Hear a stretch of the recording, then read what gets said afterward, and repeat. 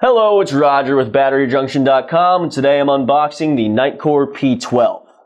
This light runs off of a single 18650 or two CR123As, and it includes the instruction manual, a holster, lanyard, spare O-rings, and a spare boot for the tail switch.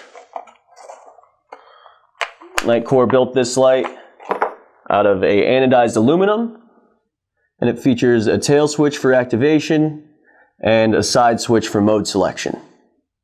We'll put an 18650 in.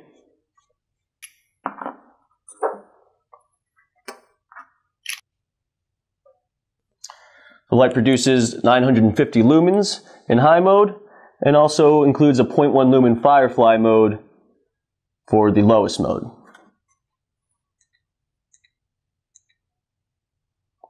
The P12 is available today at BatteryJunction.com. Gear up, power on.